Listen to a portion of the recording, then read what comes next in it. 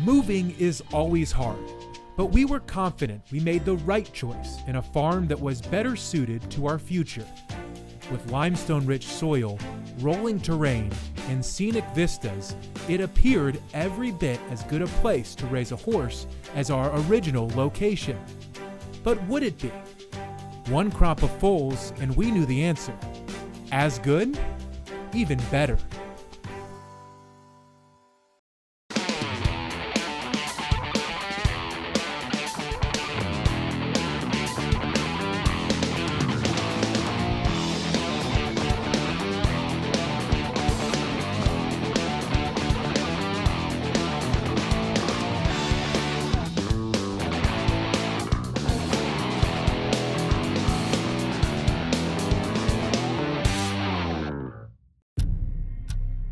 This isn't the usual. It's not the same old, same old. It's an adventure. A chance to rediscover excitement. To remember what your heart beats louder for.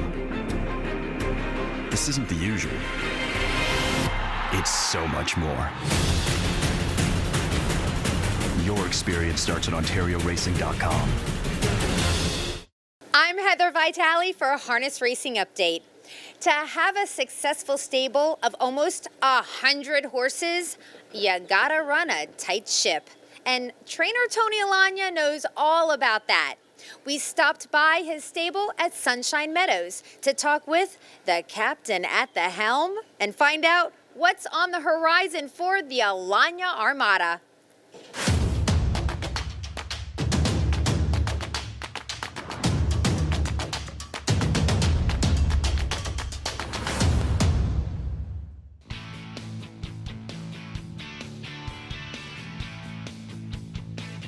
Tony, you mainly have 2- and 3-year-olds in your stable, but we're actually going to kick off the interview talking about your sole 4-year-old American history. Yeah, we brought him down. We planned on keeping him over as a 3-year-old into his 4-year-old year with Stay Hungry going to stud. I sold a couple others, Babe Stig Me and Captain Deo. I thought that he'd be worth bringing down to Florida and getting him ready for his 4-year-old year because, everybody got to see what he could do last year and win 47 at the Meadowlands. So, I have really high hopes for that horse coming back at 4 because he was so lightly raced at 2. I think his best is ahead of him. What's going to happen after he's 4? I hope he's going to be a stud, maybe in New Jersey.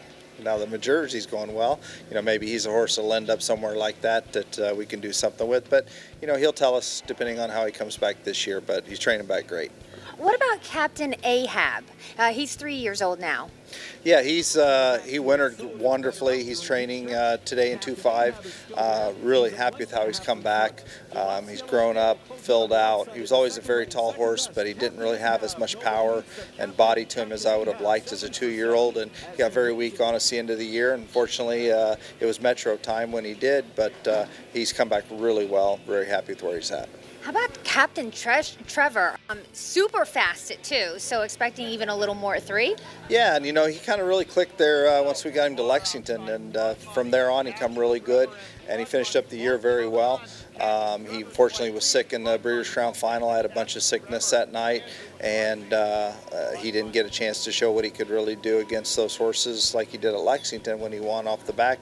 But I think that horse's biggest key is his versatility. I think he can do it any way. He can leave, he can sit, he's tactical, he can get around any size track, and I'm really excited about how that horse is training back and what he could do this year. What about Tall Drink Hanover? She was so good last year. She made like 360 grand. A Breeders' Crown elimination too, right? Yeah, she won the Breeders' Crown eliminations. Same thing, came up terrible sick in the final. But she won the O'Brien Award. She was undefeated up there in Canada through the whole series up there. Maybe she had 1 second, but the rest of them were wins. Very good at Lexington. Very good in her Breeders' Crown elimination. Just unfortunately was sick, so we put her away for the year. We didn't go on to the 3 Diamonds. Give her some extra time turned out, and she's really come back good. So we trained her in 2.5 and very sharp. And I think a fan favorite was Treacherous Rain. Yes, absolutely. That filly was really, really good early. We raced her Pennsylvania right off the bat. She got a little tired at the end of the year. I probably should have put her away before I did, and she was telling me she wanted to stop, and I went probably a start too long. I shouldn't have, but she's training back really good and really matured over the winter, filled out really nice. So, I'm hoping good things from her because she's very versatile as well. One horse that maybe we haven't heard too much about is odds-on Boca Raton.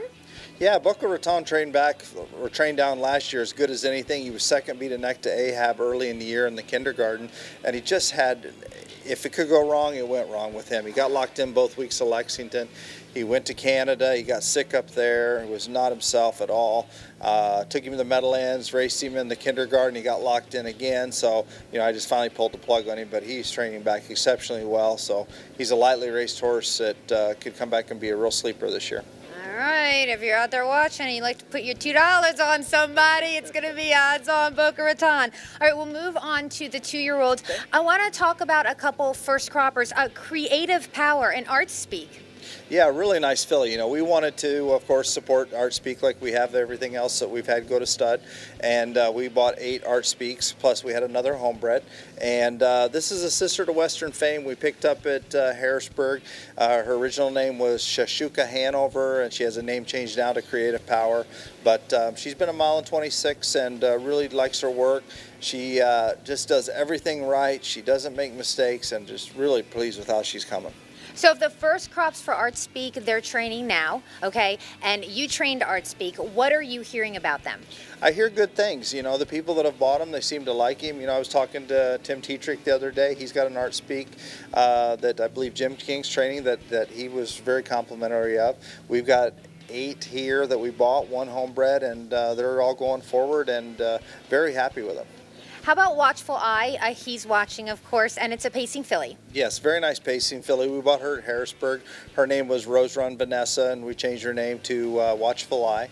And I really like this filly. After I got her home and we broke her and got her going, I said to myself, I wish I'd bought more He's Watchings. Like, I'm really, really high on this filly, and she's Ontario sired, so hopefully she can have a really good run up there. But we made her eligible some open stuff as well because she's trained as good as anything I got.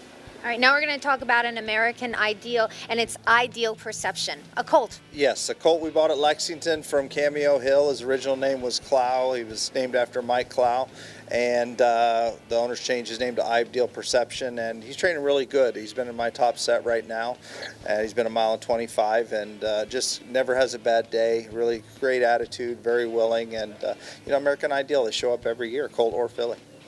Now we're going to move on to our Captaintreacherous. Of course, Tony trained the world champion, Captaintreacherous, and he had a huge year. Let's talk about that first.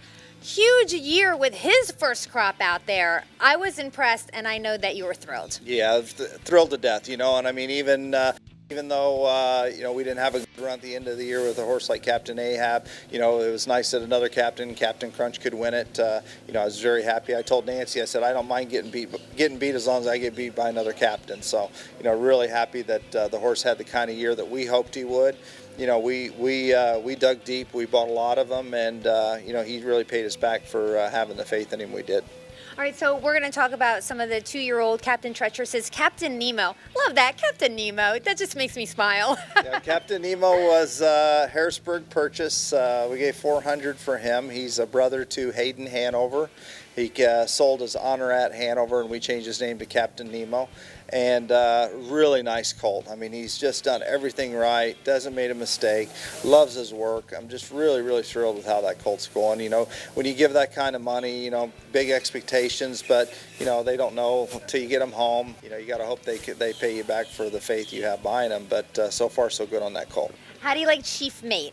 Chief Mate's a very nice colt. We really thought this colt would be a little bit of a sleeper, and it's hard to say that you give $150,000 for a sleeper, but he was such a nice individual. It's a great pedigree. It's a wonderful colt, and I mean, he's just like sitting behind a spring. Like, he just sits there and waits for you to ask him to go. And the minute you ask him to go, I mean, it's right there. I mean, I'm really, really happy with how that horse is training.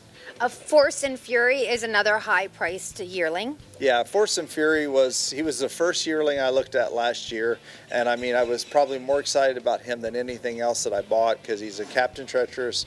He'd be a 3/4 brother to Stay Hungry. So I mean, you know, he was a beautiful colt. He's dark. He has so many characteristics of Stay Hungry and of Captaintreacherous. He's just one of those horses that just sits there and he just waits for you to ask him to go.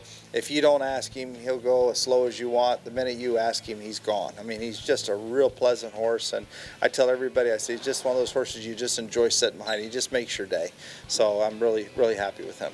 Yeah, his mom is My Little Dragon, of course, world champion, and the mom of Stay Hungry, like you said, and you trained Stay Hungry. That's always fun, isn't it? When you have relatives of world champions that you've trained? Absolutely. You know, when you had a horse like Stay Hungry, and, you know, then you see that the mare's got a captain colt, you're like, wow, this is all me. So, you know, I'm so thankful that, you know, I've got guys like Brad Grant and Marvin Katz and Al Lipfeld stepped up and bought that colt.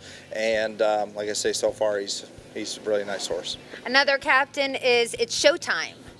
It's Showtime is a colt out of Uffizi, Hanover. It was a well-said mare that Tactor trained, and this was a colt that Marvin Katz had in the consignment with Kentuckiana, and he was phenomenal in the paddock. Just a really nice colt, and we started out, he was really laid back, never did anything wrong, but he just kind of marched to his own drummer when we started out. And I tell you what, boy, the last 6 weeks he's really come to the party, and he's really probably changed more than any horse I've got. So I'm really excited about how he's going now.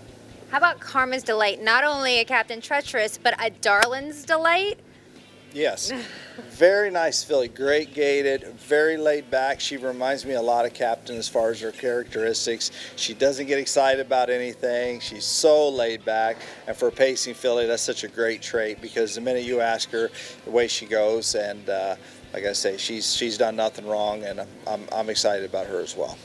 And our final pacer that we're going to talk about is Lady Lou, a Sweet Lou, Captaintreacherous's nemesis in the breeding shed for the first year. Actually, Sweet Lou's were awesome last year. Captaintreacherous was awesome last year, and it was so much fun to watch that. Absolutely, and you know, every year I tell everybody I try to buy Sweet Lou's fillies, because I think that that's something that someday I can breed back to Captain as well.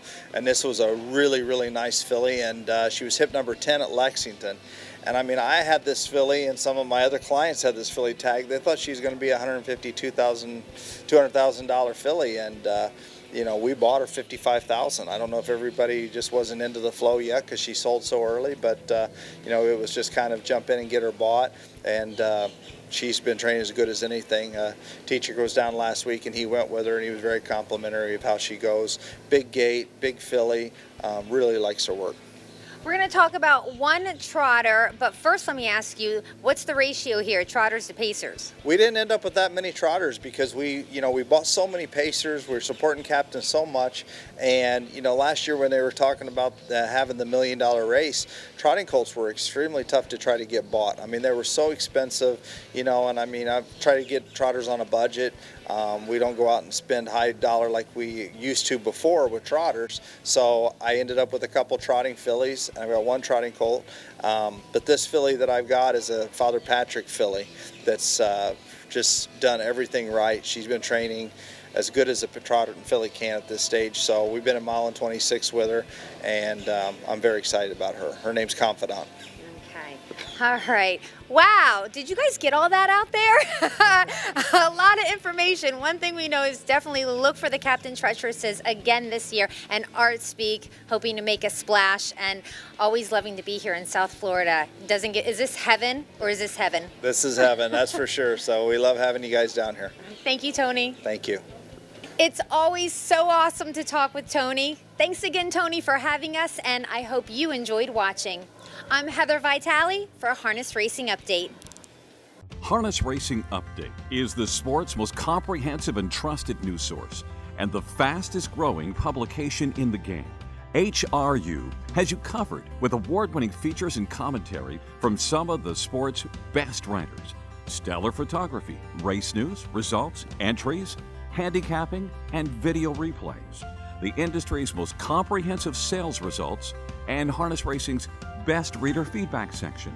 And it's all delivered free of charge to your email box multiple times each week. See why HRU is the most trusted news source of the sport's most important people from all facets of the industry. Subscribe today for free.